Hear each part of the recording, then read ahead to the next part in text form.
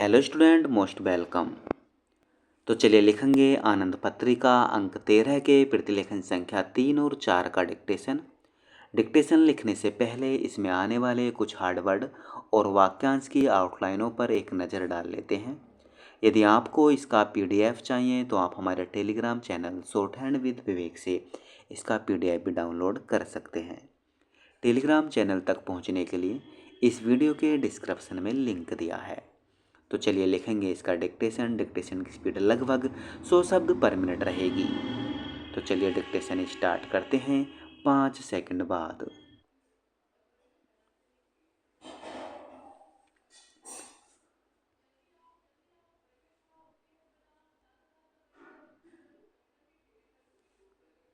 भाइयों, यह बहुत ही उपयुक्त समय है कि मिशन ने अपने विकास कार्यों के इस चरण में यूथ कन्वेंशन का आयोजन किया है। नौजवानों को पथ प्रदर्शक मिलना चाहिए। उन्हें उन आध्यात्मिक मूल्यों को अपनाना चाहिए जिनकी वजह से ही राष्ट्र में देश और समाज के प्रति जिम्मेदारी की भावना बनी रहती है। आज युवकों पर ही ध्यान केंद्रित करना होगा। रामकृष्ण मिशन युवकों के प्रति अपनी जिम्मेदारी समझता रहा है और मुझे खुशी है कि इसने उनको रचनात्मक कार्यों में संगठित करने पर विशेष ध्यान दिया है। भारत ने स्वतंत्रता के बाद के वर्षों में महत्वपूर्ण उन्नति की है।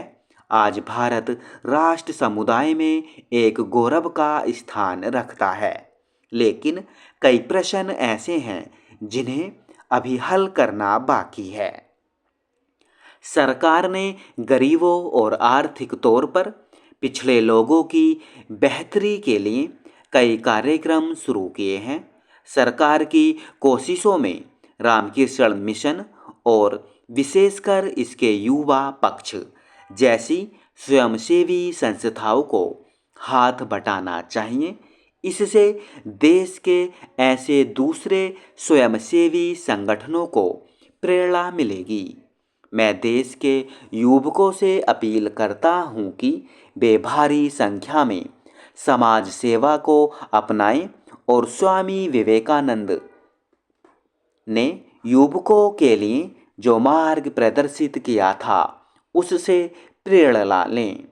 श्री रामकृष्ण मिशन और श्री विवेकानंद के भाईचारे और प्रेम के संदेश को दिए गए कई दशक बीत चुके हैं। हमें अब विदेशी शासन से मुक्ति मिल चुकी है, परंतु देश में अभी भी जातिवाद और दहेज जैसी कई सामाजिक बुराइयां हैं जो समाज को कमजोर बना रही हैं। इन बुराइयों को हटाने संबंधी काम करने के लिए यह बहुत बड़ा क्षेत्र है जो देश के नौजवानों के लिए एक चुनौती है। मैं युवकों से कहूँगा कि वे स्वामी विवेकानंद द्वारा कही इस बात से प्रेरणा लें कि हमें आवश्यकता है उन नौजवानों की जो सब कुछ त्याग कर देश के लिए अपने जीवन का बलिदान कर दें। मैं रामकृष्ण मिशन को धन्यवाद देता हूँ कि उन्होंने मुझे इस कन्वेंशन का उद्घाटन करने के लिए बुलाया। मैं आशा करता हूँ कि इस कन्वेंशन से लाभदायक परिणाम निकलेंगे और इससे देश की उन्नति और खुशहाली के सफ़र में एक नए अध्याय की शुरुआत होगी। रामकृष्ण मिशन के कार्यकर्ताओं और हम सब के लिए यह गौरव की बात होगी। भाइयों, देश के कोने कोने से आए आप सब रचनात्मक कार्यकर्ताओं से आज यहाँ मिलकर मुझे बहुत खुशी हो रही है।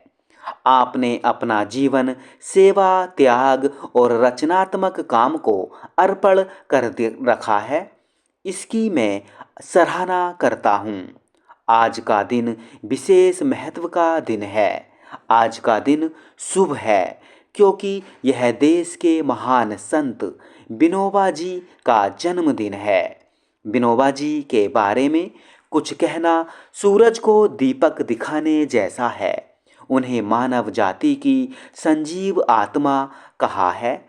एक उच्च कोटि के ज्ञानी और दार्शनिक होते हुए भी उन्होंने अपना जीवन गरीबों और लाचारों की सहायता करने में लगा दिया।